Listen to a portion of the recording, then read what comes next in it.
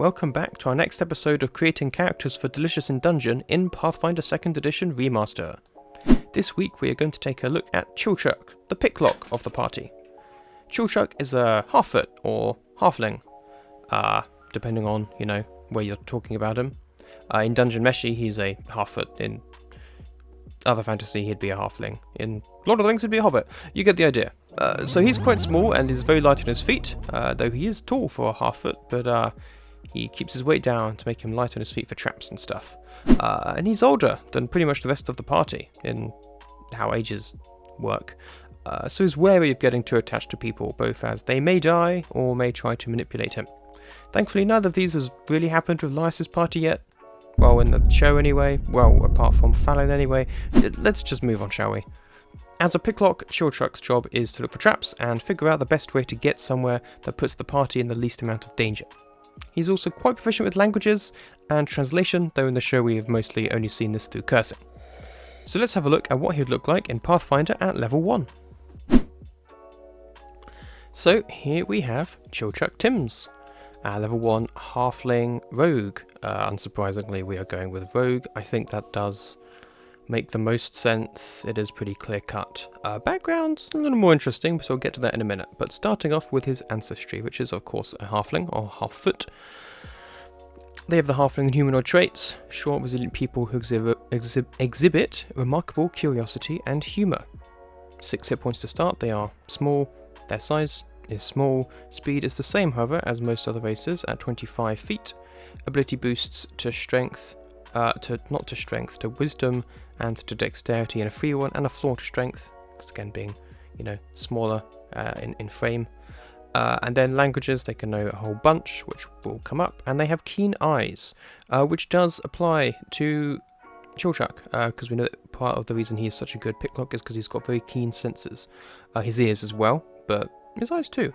So yeah, special. Your eyes are sharp, allowing you to make out small details about concealed or even invisible creatures that others might miss.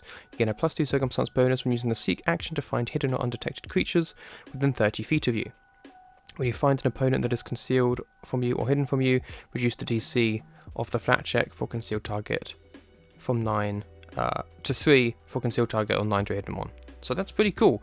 Obviously it's less so the creatures and more so the actual locks or traps that we have Chilchuck looking at in the show, but the same kind of principle applies. So that's halfling. Now for the background, I really couldn't think of what to do. We haven't seen too much of Chilchuck's past at this point in the show, and I don't want to get too into spoilers for the manga, so I'm not going to. But there's some stuff that he's done before, but he's been doing adventuring for quite a while, and there is one which is just you always wanted to become an adventurer. That's hopeful, but that's not really quite the thing, because I'm not necessarily sure that is the case with Chilchuck. So what I've wound up going with in the end is translator, because we know he knows multiple languages. He curses Laios in a bunch of them when he's upset at him for having Kensuke, and not telling them about the monster element to that. And as a translator, it's in your youth you learned to transcribe books and translate scrolls to preserve knowledge or perhaps to aid wealthy merchants and politicians. Again, without getting to spoilers and stuff too much, he knows some translating to get himself some more money, as most things are with Chilchuck. It's just about being able to live. Trained in society and the scribing law skill, and you gain the multilingual skill feat. And you choose 2 ability boosts, one is intelligence or charisma, and then you get a free boost. So that's pretty cool, and works well enough. It's not perfect, but it's alright. It does the job. So yeah, and then class obviously is rogue. Key ability is dexterity or others. We are keeping it with dex, but we'll talk about that in a moment. You get 8 hit points plus your con modifier. You are expert in perception at level 1, which again makes sense for rogue, makes sense for Chilchuck. Saving throws, trained in fortitude, expert in reflex and will, and then you start trained in stealth and in 1 or more skills determined by a rogue's racket, and a number of skills equal to 7 plus your intelligence modifier. Rogues really are the skill monkeys in Pathfinder 2nd Edition. They have so many, so I'm not going to go into super detail with those because it's just, he gets a lot. And you are trained in simple, martial and unarmed attacks. I'm not sure if you always were trained in all martial weapons pre-remaster, but you are now. Obviously, you still can't use your sneak attack stuff with all of those, but you are trained in all of them. You also trained in light armor and unarmored defense, and of course your rogue class DC. So ability scores. We have increased our intelligence, dexterity, and wisdom, and got a penalty to our strength, which we are going to keep at a -1. Chilchuck is definitely not strong. That's certainly not one of his strong points. No pun intended. Adding another background boost to charisma and dexterity, because he can be quite intimidating, even though he's quite small when he wants to be. And then we get our class boost to dexterity. And then we also have our free boosts, where we've added 1 to wisdom to help with our perception, boosted up our dex, given a little bit more intelligence and a little bit more charisma. His con and strength definitely feel like they should be at the lower end, and so we've kept them there. Skill training, again, we're going to vastly brush over because have a look at that. It's most of them.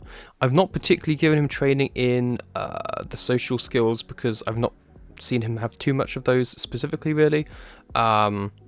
He's got society, as we said. He's got law scribing.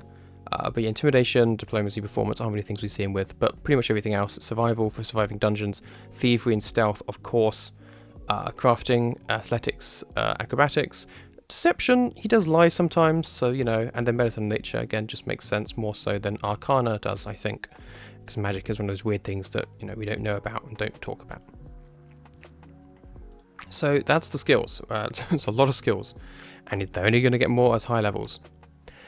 As for his heritage, for his ancestry, I went with nomadic halfling in the end. Your ancestors travel from place to place for generations, so you gain more languages. We're keeping with the language thing. I considered observant halfling, but that is increases your perception DC rather than your actual perception. So I like this one more, but you could very much make an argument for observant halfling being the better of the two options. But in this instance, I went with this one. His ancestry feat, we've gone with Sure Feet. Different type of feat spelling there, but yeah, whether keeping your balance or climbing, your feet easily find purchase. If you're a success on an acrobatics check to balance or an athletics to climb, you get a critical success instead. It just makes sense. And then finally, Trap Finder as his class feat.